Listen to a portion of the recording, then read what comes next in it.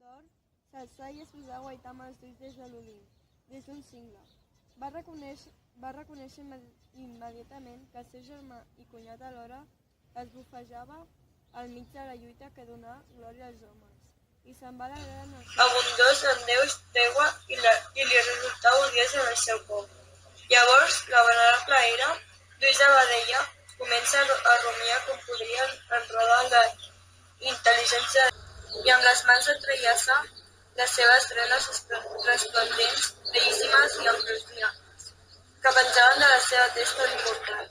Es va posar el vestit divinal, que Atena li havia guisat amb molta cura, i li havia posat molts brodats delicats. Se'l va cordar amb agulles d'or a altures dels pits. Es va cenyir amb un cinturó guarnit amb 100 franges. Va posar-se els lòbuls de les orelles ben perforats, unes arracades amb 3 perles roses com mores, les quals desprenien un lluïssor encisadora. La divina entre les deses es va corrir pel damunt amb un vell bellíssim, acabat d'estrenar, tan blanc com un sol. Es va calçar els peus brillants amb unes sandales precioses. Després d'haver-se posat tots aquests ornaments al voltant del seu cos, va sortir de l'habitació. Va cridar Afrodita a banda de les altres dees i li va dir que... Em faries cas ara, filla meva, en allò que et diré, o t'hi negaries, enutjada com estàs, en el teu cor, perquè jo protegeixo els Danaus i tu els troians. Afrodita, la filla de Zeus. Hera, augusta deessa, filla del gran Cronos, digues-me el que medites, el meu cor m'ordena complir-ho. Si puc acomplir-ho, o bé ha estat acomplert d'altres vegades. Hera, en la intenció de guanyar-la, li va respondre: Dóna'm ara l'amor i el desig amb què subjugues els immortals i els homes mortals. Vaig als confins de la terra, nodridora de molts, a visitar Ocean, origen dels déus, i la mare Tetis que em van educar acuradament i mimar en els seus palaus, en rebre'm de man de Rea. Quan Zeus, el titulant, va podar Cronos sota terra i sota la mar estèril. Vaig a veure'ls i a solucionar les batalles no resoltes. Ja fa molt de temps que els priven l'un de l'altre de llit i d'amor, des que la ira s'enyorí del seu cor. Si convencer-los en el seu cor amb les meves paraules el faig anar al llit a unir-se en amor, sempre seria considerada per ells una amiga i una dea digna de respecte.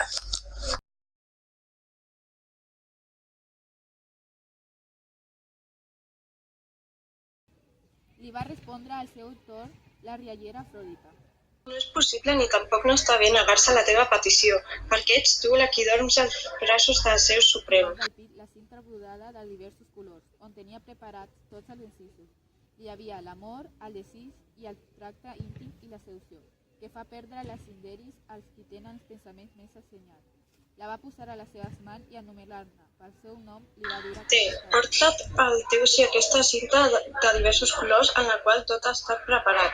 T'asseguro que no tornaràs sense aconseguir el que en el teu cor desitges. Així va parlar, i va somriure la venerable Hera, la d'ulls de vedella. Després d'haver-li fet mitja rialla, se la va posar en el seu cim. Afrodita, la filla de Zeus, se'n va anar cap al seu estatge, i Hera, fent un salt, va abandonar el cim de l'Olimp i, després d'haver posat el seu peu a Pieria i a l'amable Amàtia, es va llançar sobre les muntanyes nevades dels Tracis, criadors de cavalls. No tocava terra amb els peus. Des de l'Atos se n'anà a la mar onejant. Arribà a Lemnos, a la ciutat del divinal Tuant. Allí es va trobar amb Midnos, germà de Tànatos. El va agafar amb la mà i li va parlar, anomenant-lo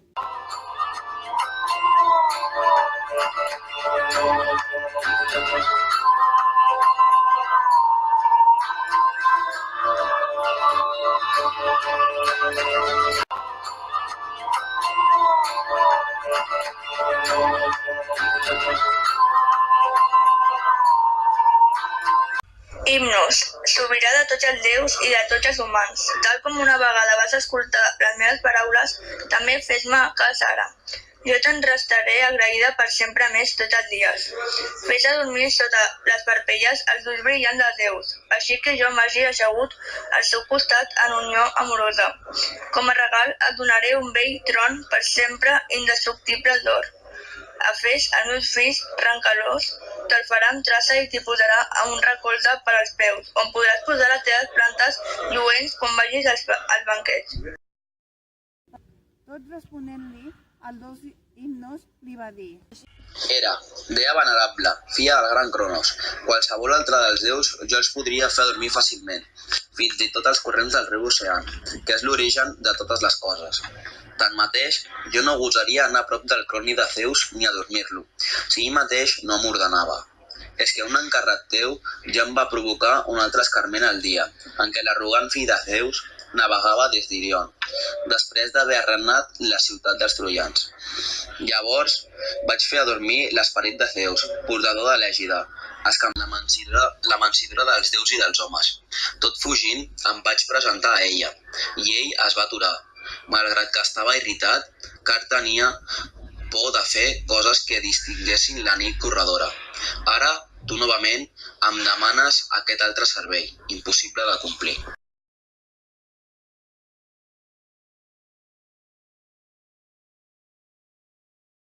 Va parlar, i Hipnos se n'alegrà, i responent... Apa, doncs, ara juren per l'aigua inviolable de les Tics i toca, amb una mà la terra nodridora de molts, i amb l'altra la mar resplendent, perquè tots els déus a sota terra, que són al voltant de Cronos, siguin testimonis que em donaràs la més jove de les càrites, Pasitea que jo desitjo dia rere dia.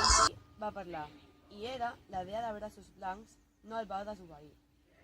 Va jurar, tal com havia ordenat, i va invocar tots els déus que viuen sota el Tàrtar, els quals són anomenats titans.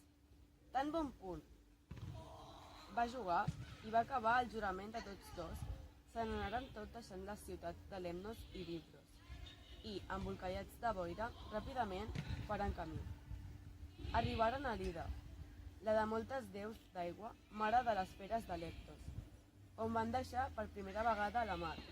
Tots dos van començar a caminar per la terra ferma, i per sota dels seus peus s'estremien els cims dels boscos.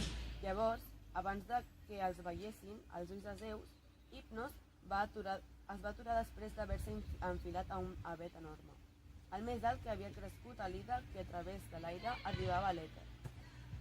Allí es va ajucar cobert amb branques d'avets semblants a una au sonora de les muntanyes que els déus anomenaven Calcis.